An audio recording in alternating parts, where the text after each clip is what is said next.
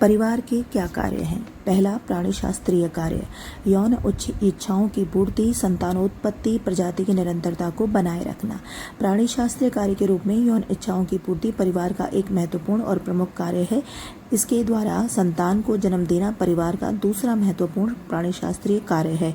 वैवाहिक जीवन में बंधकर दंपति यौन क्रियाओं के माध्यम से संतानों को जन्म देते हैं। शारीरिक कार्य, इसके अंतर्गत शारीरिक सुरक्षा, बच्चों का पालन पोषण, आवास, भोजन एवं बच्चों की व्यवस्था आदि आता है।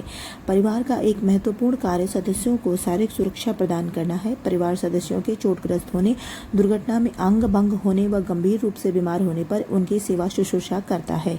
शारीरिक कार्य के निमित्त बच्चों के पालन पोषण के रूप में परिवार का कार्य बहुत महत्वपूर्ण माना जाता है। नवजात शिशु अत्यधिक दुर्बल, पराश्रित और शारीरिक दृष्टि से असहाय होता है। परिवार उनका पालन करके शारीरिक रूप से विकसित एवं सुदृढ़ बनाकर समाज का आवश्यक और उपयोगी अंग बनाता है।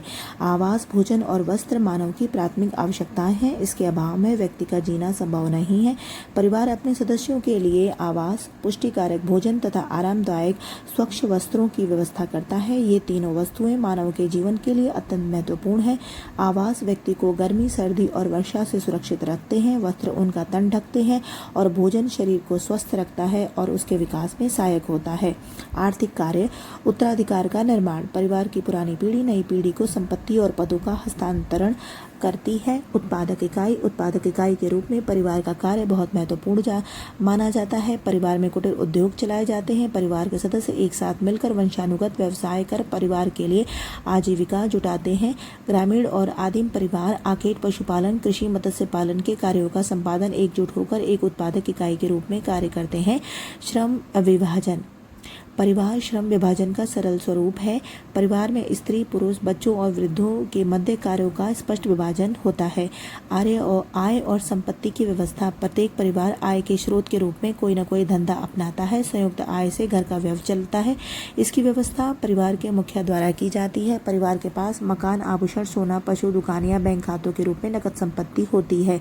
परिवार अपने सदस्यों के लिए धार्मिक कार्य भी करता है। परिवार बच्चों को धर्म, आचरण, नैतिकता और परंपराओं की शिक्षा देकर इस कार्य का निर्वहन करता है। विशेष अवसरों पर, त्योहारों पर परिवार पूजा, आराधना और संस्कार सिखाकर बच्चों को धर्म में दीक्षित करता है। परिवार में रहकर ही बच्चा पाप, पुण्य, स्वर्ग, नरक, सदाचार और दुराचार में भेद करना सीखता है और उसमें आध्यात्मिकता का गुण विकसित होता है। राजनीतिक कार्य। परिवार अपने सदस्यों के लिए राजनीतिक कार्य भी करता है। आदिम समाज में मुखिया ही परिवार का प्रशासक होता है। भारत में संयुक्त परिवारों में यही स्थिति पाई जाती है। शिक्षण कार्य। परिवार को नागरिकता की प्रथम पाठशाला कहा जाता है। यह नवजात शिशु को विभिन्न सीखों द्वारा आदर्श नागरिक बनाता है।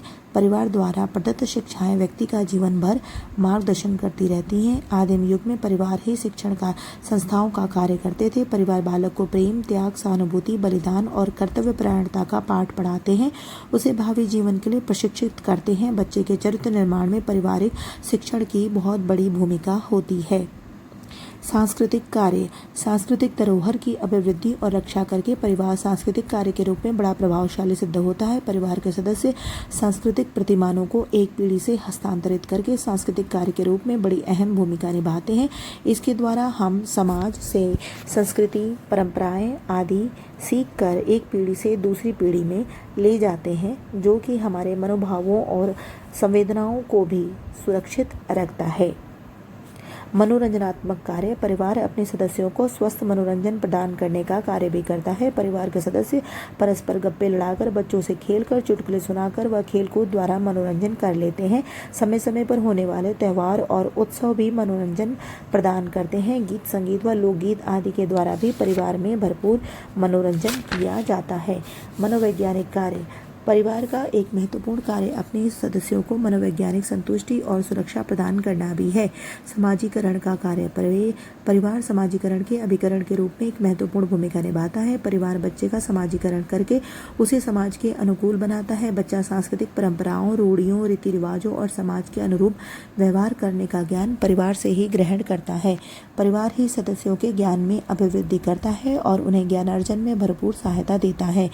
बालक नागरिकता का प्रथम पाठ माता रूपी 2 ग्रंथों से याद करता है। मानव अनुभवों का हस्तांतरण। परिवार के पीढ़ी के सदस्य अपने पूर्वजों द्वारा मापदंड और अनुभवों का लाभ उठाते हैं। परिवार की प्रत्येक पीढ़ी इन अनुभवों को अगली पीढ़ी को हस्तांतरित करती जाती है। नई पीढ़ी परिस्थितियों के अनुकूल पुरानी मान्यताओं और मूल्यों में परिवर्तन लाती जाती है और नए नए आविष्कारों द्वारा उन्हें सुधार कर नई पीढ़ी तक पहुंचाती जाती है। परिवार सामाजिक सभ्यता और संस्कृति के विकास में अभूतपूर्व योगदान देता है और सामाजिक नियंत्रण का